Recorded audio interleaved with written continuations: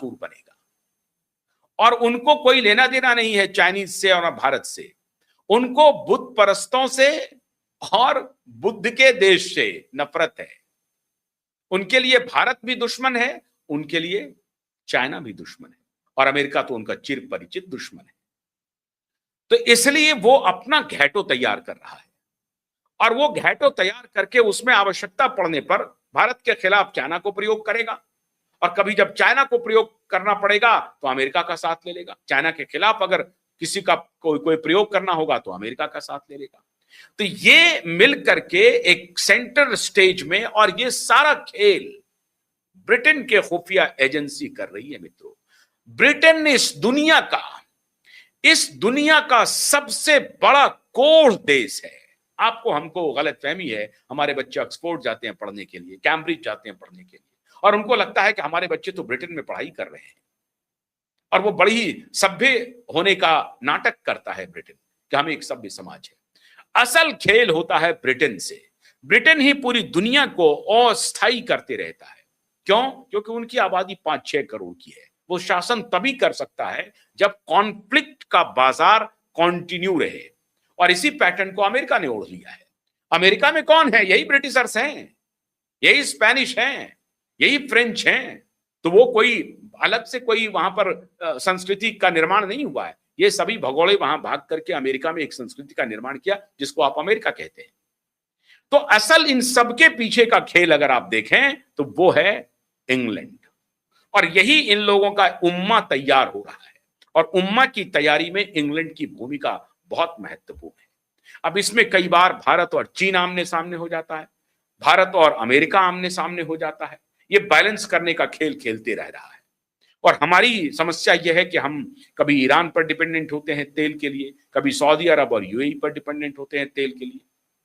लेकिन इस बीच में रसिया एक बैलेंसिंग पावर के रूप में काम करता है, और हमेशा भारत के लिए एक दोस्त के रूप में रसिया तैनात रहा है। अब इसके की कहानी आगे सुनिए। तो भारत की खुफिया एजेंसी अपनी सीमाओं को चाक चौबंद कर रही है। अभी आप देख रहे होंगे कुछ दिन पहले भारत के बॉर्डर पे काफी फ्लैग मार्च हुए। फ्लैग मार्च क्या हुए? बिल्कुल आप समझिए कि हमारे हेलीकॉप्टर्स, फाइटर जेट पूरा घूम रहे थे हमारे बॉर्डर्स पे।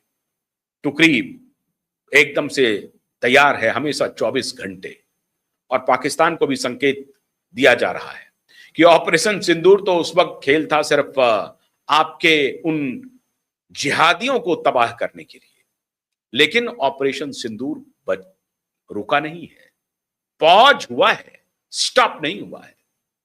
और इसलिए भारत की खुफिया एजेंसी के साथ मिलकर के इंडियन आर्मी, इंडियन नेवी और एयरफोर्स तीनों मजबूत कदम ताल कर रही है। भारत को हर स्थिति में मजबूत बनाए रखने के लिए प्रधानमंत्री ने डोभाल को कहा कि ये चौकड़ी बन रही है, तिकड़ी बन रही है, उससे डरने की जरूरत नहीं है। हमें ऑल राउंड अपने शक्ति का प्रदर्शन करते हुए आगे बढ़ना है। नंबर 1। उसके आगे एक बहुत बड़ा ब्रीफ मिला है एनएसए डोभाल को, और यही ब्रीफ लाल किला के प्राचीर से है, जिसकी चर्चा कल प्रधानमंत्री ने अपने लाल किला के भाषण में किया था। थोड़ा सा कल मैंने जिक्र किया था आपको, कभी हमारी जो समुद्री सीमाएं थी वो नो गो जोन था।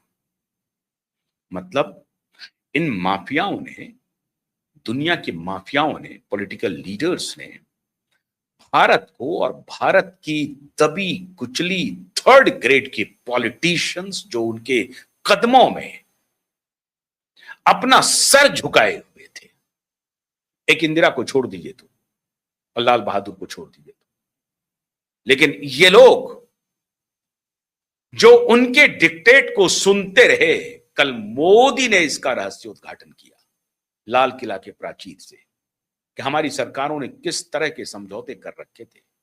ये मैरीटाइम डिप्लोमेसी में हम कहीं थे नहीं, हम उनके पिछलग्गू थे। वो हमारे आका बन करके बैठे थे। वो कहते थे जो हम कहते हैं वही तुमको करना पड़ेगा, और हम कहते थे यस माय लॉर्ड, आपका जो भी निर्णय होगा वही करेंगे। आप अगर हमें कहेंगे कि ये नो गो जोन है तो हम इसे मानेंगे नो गो जोन है। प्रधानमंत्री मोदी ने कहा कि there won't be any no go zone. Bharat की सीमाओं से लगते हुए समुद्री जो एरियाज हैं वो मेरे लिए नो गो जोन होगा और ये तुम हमें बताओगे? ये नहीं चलेगा। रद्द करो वो सारे समझौते। तुम होते कौन हो हमसे समझौता करने वाला? तुम पूरी दुनिया में 80 और 18 बड़े और 80 छोटे बेस बनाओ, सैनिक अड्डे बना दो पूरी दुनिया पर नियंत्रण रखने के लिए, और हमें कह रहे हो कि हम अपने ही इलाके में अरेबियन सी में हम घूमे भी नहीं, हम कुछ एक्सप्लोर भी नहीं करें। ये नहीं चलेगा। मैंने बहुत दिन पहले आपको बताया होगा कुछ एक वीडियो में कि ये पूरी दुनिया का जो वॉर है वो एनर्जी का वॉर है, और कल मोदी ने इसी का संकेत दिया कि हम ऑल्टरनेटिव एनर्जी पर शिफ्ट तो कर रहे हैं, लेकिन पेट्रोल और डीजल की डिमांड हमेशा के लिए खत्म हो जाएगी, ऐसा होना असंभव है। तो हमें अपने यहां पेट्रोल डीजल तो है नहीं, 90% हम इंपोर्ट करते हैं। हमें हमारे भी नेचुरल रिसोर्सेज को एक्सप्लोर करने की अनुमति नहीं है। यह होता कौन है हमें अनुमति देने वाला? कौन होता है? अमेरिका या कोई दुनिया का अन्य देश? हम ये बात कबूल करने के लिए तैयार नहीं है। तो अब इसकी जिम्मेदारी किसकी है? भारत की खुफिया एजेंसी को और भारत के डिफेंस को। प्रधानमंत्री ने गो अहेड कह दिया है और कहा हम एक्सप्लोरेशन के लिए जाएंगे, हम समुद्र के अंदर खुदाई करेंगे, हम ये पता लगाएंगे कि कहां नेचुरल रिसोर्सेज हैं और वो नेचुरल रिसोर्सेज क्या हमारे एनर्जी डिमांड को फुलफिल करने में कोई मदद कर सकता है। हो सकता है यूरेनियम का भी भंडार मिल जाए समुद्र के अंदर, हो सकता है। हो सकता है कि क्रूड ऑयल का भंडार मिल जाए समुद्र के अंदर, हो सकता है। It may be possible. Kaveri basin में हमारी खुदाई चल रही है, तो हम समुद्री इलाकों में क्यों नहीं खुदाई करेंगे? तुम होते कौन हो हमें रोकने वाले? और उन्होंने कल इशारा किया कि पिछली सरकारों ने इस पर ध्यान नहीं दिया। अब यह बात सही है कि भारत सरकार इतने दिन से क्या कर रही थी, यह सवाल तो बनता है कि ठीक है पिछली सरकारों ने नहीं दिया, आपको 12 साल से किसने रोका था? तो आपको पता ही नहीं चला। इसलिए तो मैं बार बार कहता हूं कि सरकारी संस्था में पॉलिटिकल लीडरशिप बदल गई, लेकिन तंत्र में वही दलाल बैठे हैं, वही ब्यूरोक्रेट बैठे हैं जो एक तो अयोग्य हैं, अल्पज्ञ हैं, और जो हैं वो कॉम्प्रोमाइज्ड हैं।